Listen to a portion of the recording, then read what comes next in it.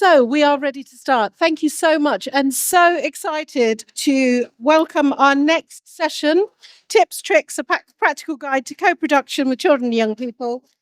And I'm going to hand you over in a moment. The arc of the conversation is that we will have a presentation and then a short time for Q&A. So please do have your Q&As ready.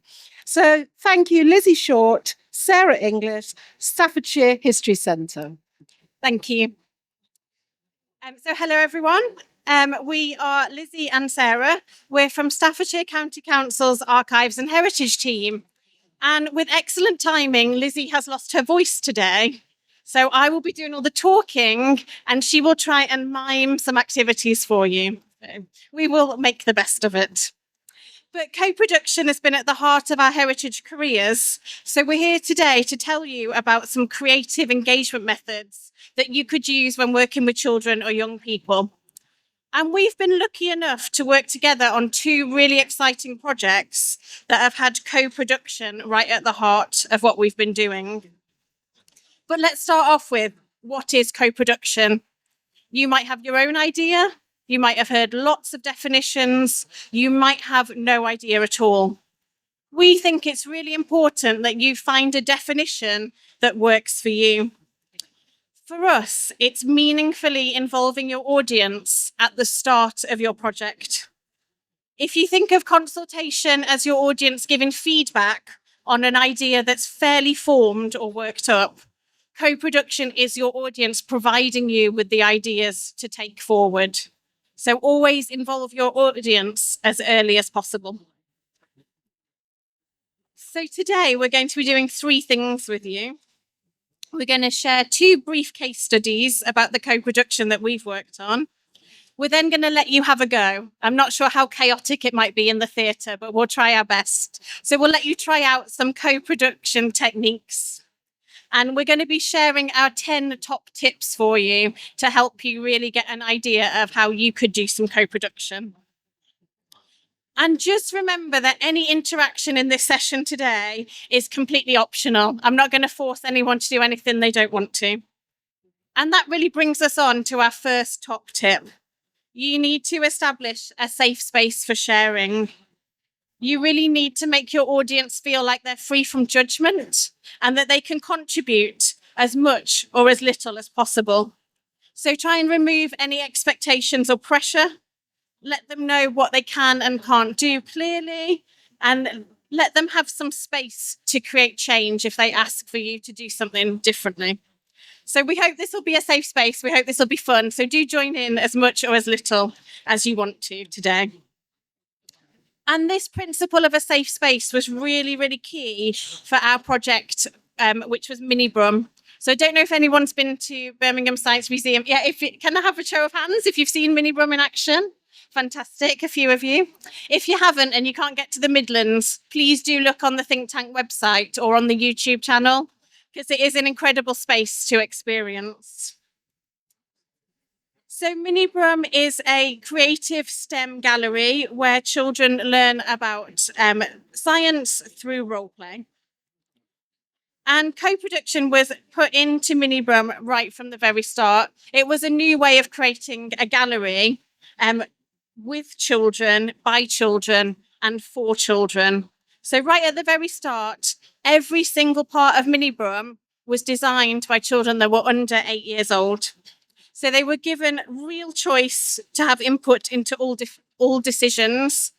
And you can absolutely see that in the outcomes. You can see that as children walk into Mini Brum, it is their space. They feel safe and they feel confident in there because they have designed it. So myself and Lizzie worked on designing the programmes for Mini Brum with lots of co-production. So we had a really ambitious scope that all children that were going to take part in our programmes would design the programmes for us. And our youngest participant was 6 weeks old. So it's never too early to start co-production. And that brings us on to our next point. So everyone communicates differently. So you can work with children before they are speaking. You can work with people that might have some difficulties with communication or barriers to communication. Everyone has got something to share. They just might want to share it in a different way. So Mini Prom's co-production ethos was through play. They show us. So think creatively. There's a world beyond feedback forms and paper. So never underestimate the power of observations. Our current project is the Staffordshire History Centre. It's a little bit different from an interactive science gallery. But this is a local history space. We're working on it at the moment, so it's going to be open towards the end of this year. And it's a space for 3 Staffordshire County collections to come together. We're going to still have a traditional research room for archive material, but for the first time ever, we will have an activity space for events and programs, and we'll have a small gallery so we can really show off things from our collection as well. And our collections range from Anglo-Saxon documents, puppets, carriages, toys, costumes, plus this very fancy hat as well. So we've created an ethos for this project, which is people, stories, and discovery. And this helps us to shape our co-production so we can continue to come back to the idea of linking local people to their history.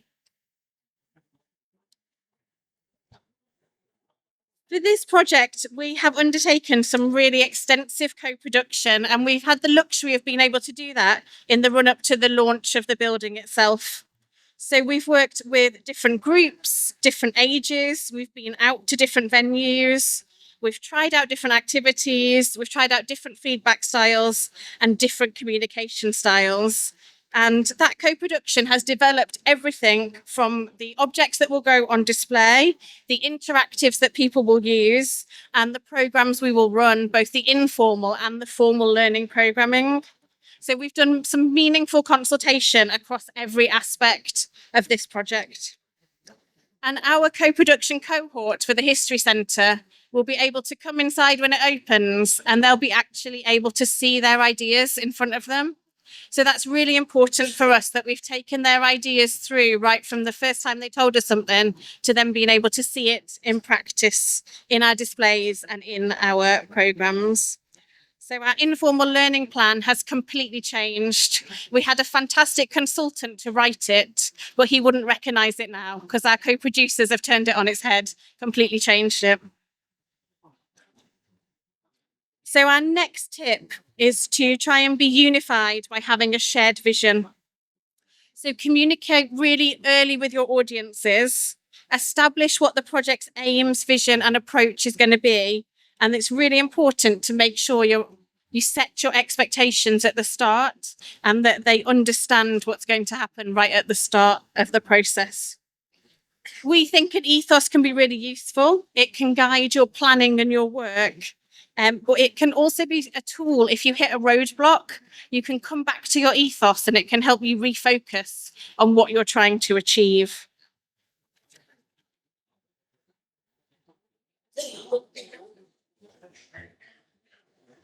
So it's time for you to have a go at Try and Get Out now.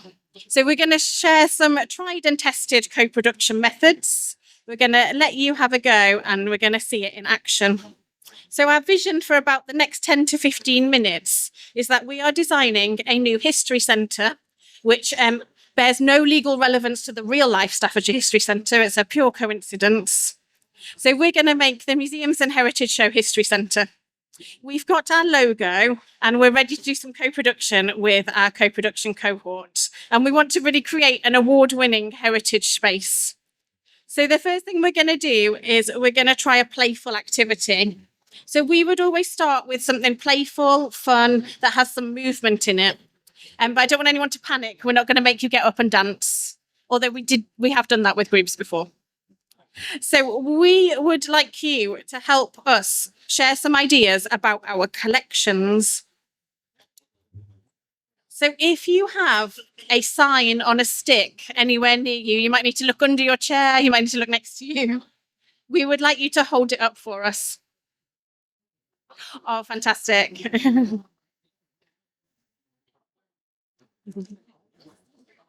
So our Heritage Centre collections look surprisingly similar to the actual real-life Staffordshire History Centre collections. So we have got a carriage over here. We've got one of our favourite puppets over here. We've got teddy bear in the corner, have to have a teddy bear. Lizzie's got our shoe collection. We've got some toys, documents, gramophone, and an iron over there. Oh, and our hat right at the back. Thank you very much.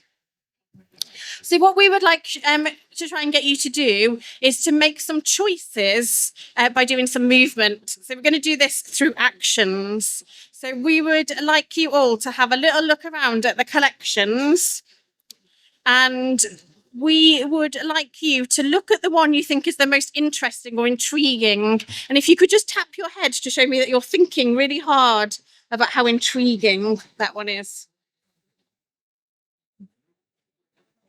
Oh, most of us are looking in that direction. Fantastic. Can you point and look horrified at the scariest collection item? I mean, think there's a clear winner there with that one. Could you reach out and try and grab the one you want to take home with you? There's some grabbing for the shoes going on. Lots of different opinions. I think someone would like to take the dress home with them as well. Please don't be offended if you're holding an object, but could everyone point and laugh at the funniest one?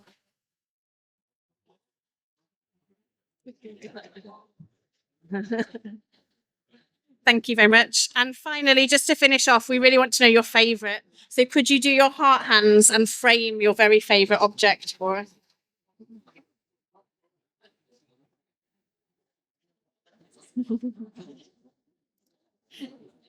Thank you very much, everyone. That was brilliant. And thank you for our excellent volunteers for holding up the signs. You can pop those back under your chair for us now. So that's a quick example of doing a playful movement activity. It's non-verbal, it's giving people options and choices, and it's using our bodies to make decisions. Now, if we were doing that with a co-production cohort of children, we would make that as loud, as busy, as active, as playful as possible. Sometimes we use speed, so we try and get them to run at the picture of the object as quickly as they can. We try and get them to crowd around a small version of it. Just try and bring in some playful techniques can really break down barriers and encourage everyone to get involved. So thank you for helping us choose the stories. We've got a good idea now that our puppet's a little bit scary and funny. Our teddies and shoes were the most popular. Thank you very much.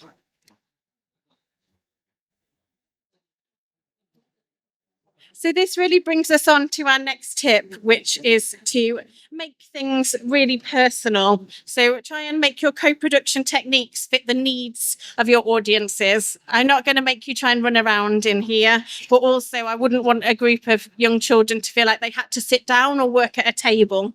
So try and make the setup fit the needs of the audiences, and that helps make the experience really mutually beneficial for everyone. So that was movement and play, which is great when you've got a brand new group. So it can break the ice, it can introduce collections in an easy to understand way, or you could do the same with perhaps some historical concepts if you felt like you needed to introduce them in a nice, fun way as well. So now we've got an idea of the themes that you like and the stories. Now we need ideas for our history centre.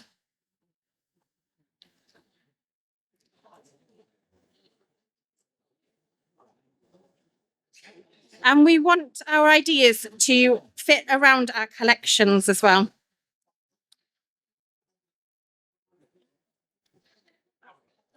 So in the summer of 2023, we went to libraries across Staffordshire and we asked over 700 people what their dream activity in the History Centre would be, inspired by our collections. And we're now carrying many of these ideas forward into the actual History Centre. Sadly, a couple of them are not achievable. A couple through budget, although we have spoken very nicely to the VR techs today. One due to health and safety, where they wanted to dip all our objects in a pit of slime, which our conservator said hard no to that one. But a lot of them will carry through either directly or indirectly. But all of their ideas have been really valuable for us in learning what people want to see and do. So now we are going to get you to try a democracy activity. We're going to share with you a random selection of the ideas that were chosen. You can see some on the screen there. These are going to act as our voting slips. And we did give you stickers, but we'd like you to use them up today. So we would like you to use your stickers and try and cast a vote on the nearest voting card. So you might need to cooperate and pass things around. So you can use your stickers however you want. If you love an idea, put all 5 stickers on it. If you want to share your stickers out because you think lots of ideas are amazing, spread them out. But this is a really good visual way that we can see people's ideas really, really quickly. So make sure you use your vote and make it count. And we're just going to give you a couple of minutes to try and find your nearest voting card and have a go at voting for an idea.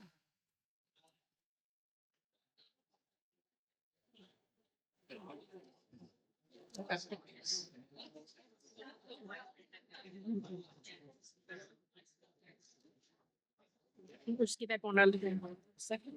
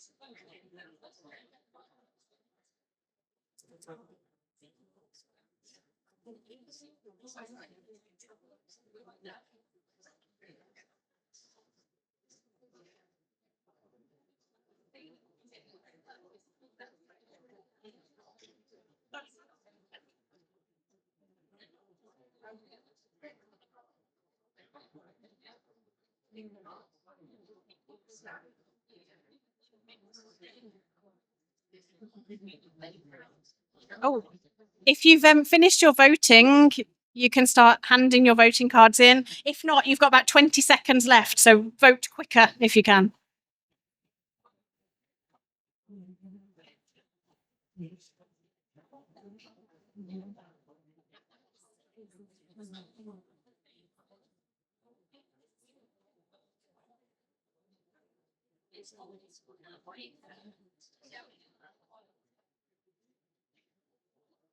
And time's up, everyone. If you could hand your voting cards to Lizzie, we will very quickly look at the results.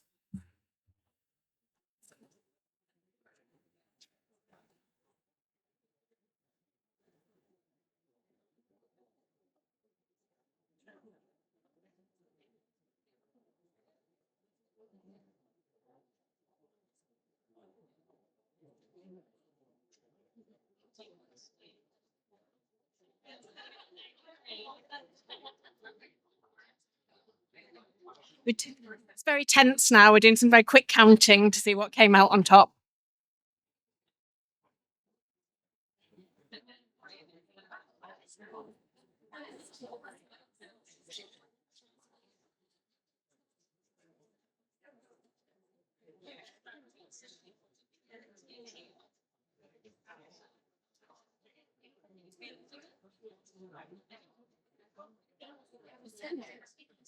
Okay, the results are in. You would like to have a smelly teddy bear's picnic with hats. Excellent choices, everyone. Thank you very much. But what you can do with this method of voting is to start to look for themes. So you can join ideas together where 2 people have had the same idea, so you can link them up. You can see themes emerging really, really strongly. We always find that dressing up gets about 100 stars on it. You can make it more playful by putting it down on the floor, and all the ideas get gathered together on the floor. Another thing we've done is writing on the walls or writing on a tablecloth. Anything that's a little bit out of the ordinary can make it easier for people to share their ideas as well. So we find democracy activities really, really useful for showing emerging themes, popular ideas, and building on the initial work that you've done. So this could be the second stage of your co-production with the same cohort. And our next top tip is that you need to remember what you've discovered.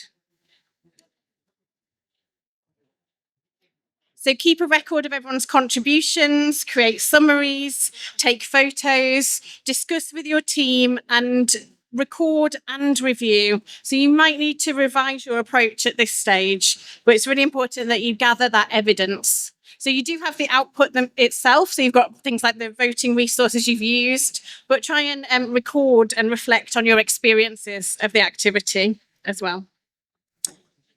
So now we've been inspired, we've created some ideas. We want to encourage the group to then make more of their own choices and take the reins in what they would like to produce. We wouldn't do these next activities immediately. We would try and build up the cohort's confidence as we go. So this is really the next step or the final stage in gathering ideas. So we can't let you try these out today as much as we would love, but we will share with you some ideas that you might be able to use. So our first suggestion is to have a structured creative activity. And for this, we did curate a museum display using sort of a rip-off of fuzzy felt. I am showing my age there slightly, but Velcro and felt so that children could, in a really tactile way, create their own museum display. This is one that's had a really big input, and we've been very lucky that our collections manager has really taken on board the results of this. So this activity has really influenced our curated displays in the New History Centre.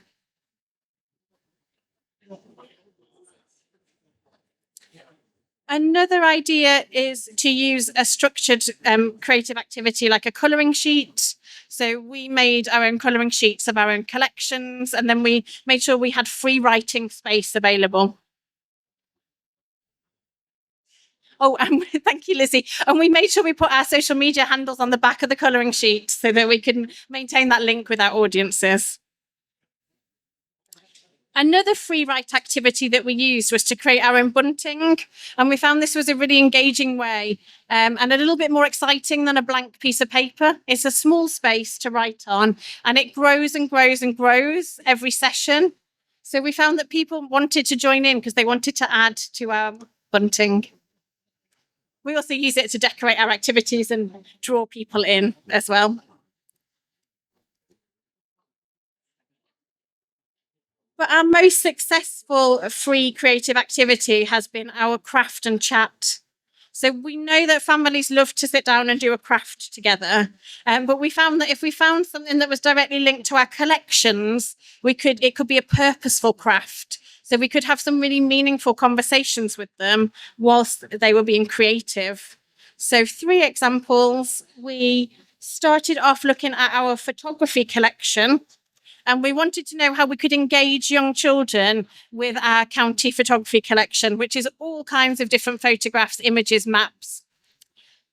To do this, we tried an activity that made them understand a little bit more about photography techniques. So we tried making cyanotypes so we could break down the processes of photography, and then we could link that back to our photography collections. We have an amazing puppet collection, including this fox puppet. And it's a really whimsical, funny puppet, and it's great to display. But we wanted to know, what did children want to find out more about the puppets? What did they want to know about them? So we did some different puppet making techniques so they could really investigate how different puppets were made. And that's helped to frame which puppets we'll put on display. And this activity was so popular, this has actually gone into our school's learning programme as well now.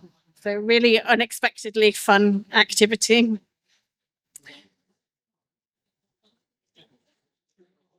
And then our last purposeful craft was based on this wonderful collections item of paper dolls, which went as viral as a local history museum is ever going to go viral on social media. But they're absolutely beautiful. They're tiny, about the size of a 20 to 50 pence piece. They're made in the 1860s. And we knew that adults really engaged with this collection, but we wanted to know if children would as well. So we got them to create their own so they could think about the children in the 1860s that were making them. This has helped to really bring out the theme of childhood in the past. So we know now that children want to know more about children's lives in the past. And Lizzie is demoing her own paper doll there for you. So it brings us on to tip 6, which is to say, you do want to structure your sessions, but you want to give people... Oh, have I missed out our praise? I'm so sorry, I've missed out. I'm supposed to praise you all now. I completely missed that out. I'll just go back. It's okay. I could do the tip first. So yeah, give people multiple options. They are going to need some kind of scaffolding to create ideas, but you need to give them as much options to surprise you as possible. So when we were creating Mini Brum, we thought that the children would want a fire station or a police station, that they would want some kind of STEM career space, because that's what they talked about at first. What they actually wanted was a jewellery factory and to explore that side of STEM. So do let people surprise you. They will, and those will probably be your best ideas. Am I supposed to praise everyone? I'm now supposed to praise everyone. So well done, everyone. Give yourselves a round of applause for co-producing. So you have created an immersive heritage experience with smells, with puppets, with hats, and with shoes.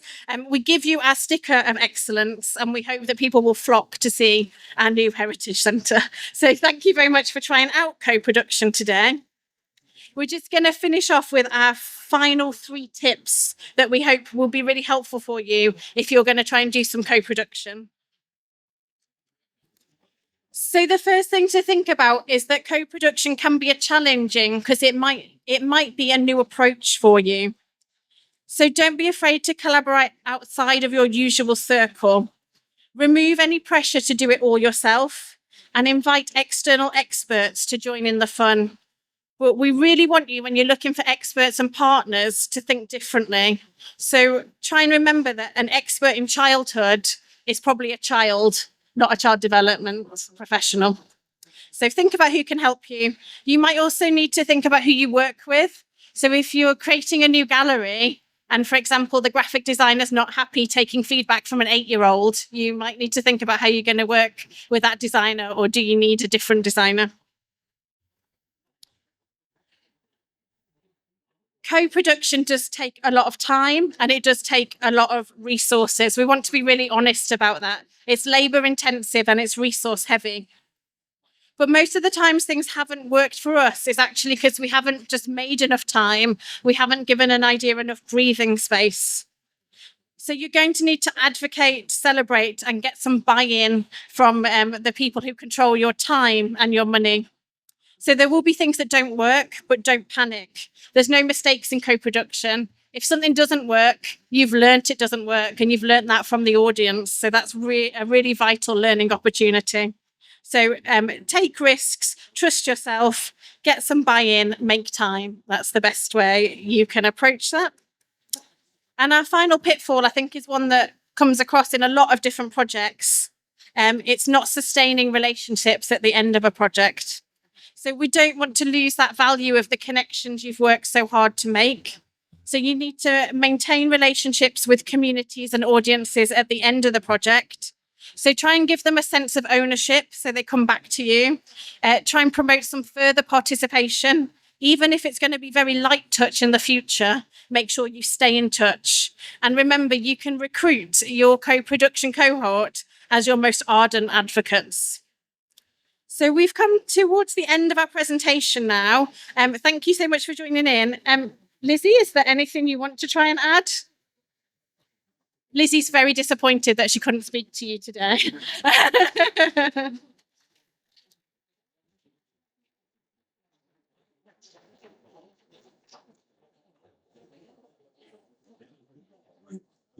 Thank you so much. That was a fantastic presentation.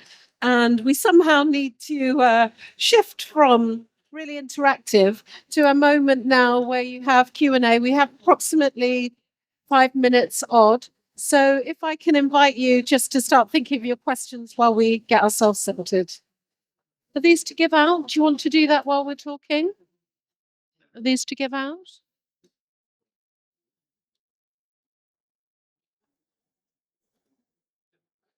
So there's just some leaflets going by, but can I invite anybody that might have some thoughts and comments? Please be aware that we need the mic to come to you first. So I've got a question here, then a question in front. Thank you.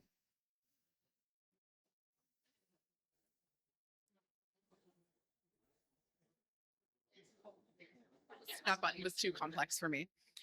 Hi, thank you so much. That was a great presentation. My question is more, you said you were speaking on at the beginning of the presentation about creating a safe space. And I think it's very easy to say that and speak on that and say that this is a safe space. I was wondering if you could touch on maybe your experiences with like maybe actions or ways to actively make the space feel that they can contribute.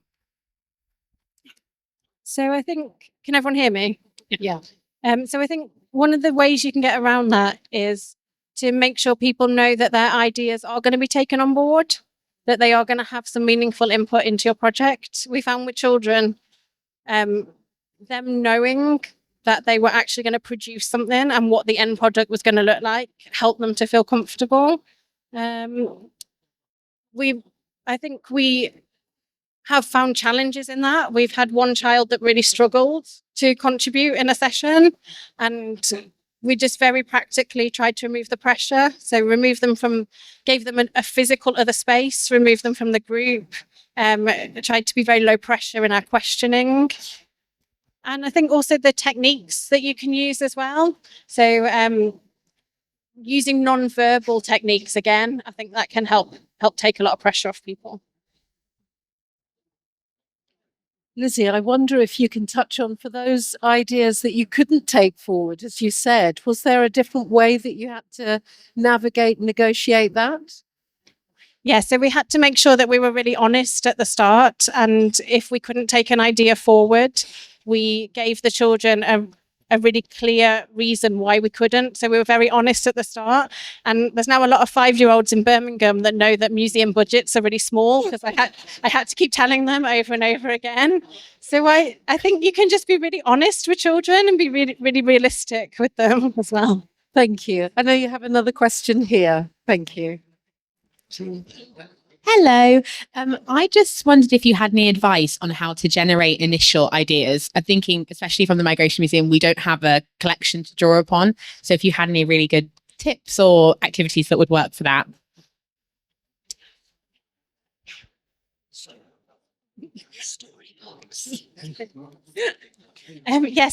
we don't have good access to all of our collections at the moment because we're in a redevelopment project. So one of the things we've done is we made a storybook. We created a character called Mary the Mole because it's about geology. So we needed to think about things. And that's because we're not allowed to collect fossils, because in the county of Staffordshire, collecting is divided. So we're not allowed any fossils of our own. So now we've got a mole that finds fake fossils for us. So we've used characters, storytelling. I'm trying to think. With Minibrum, that was based on geography. Yeah, it was supported by collections, but primarily it was geographical. So you'll see things like the Bull Ring, you'll see Gas Street Basin in there, you'll see Old Joe in there. So that used landmarks and geography as well. Thank you. I know you have a question here. Thank you. Thank you so much. This was great. And I will be talking to you after this. But I really wanted to ask about trusting the process, because at the moment, this is where I really struggle to convince my colleagues to trust the process. We're just about to start a co-production exhibition development phase with kids, and people are worried about deadlines. Well, I think you can get buy-in by looking at the success of other projects. So do look at Minibrum, use it as a case study, use us as a case study. Young V&A did some great co-production. I went down to see them the day before lockdown, which is a bit worrying now. So look at those other case studies in the sector. People in the sector are so generous with their time. They will give you that evidence and back you up. So do ask people. Is it a concern about sort of getting the content quickly from children or meeting?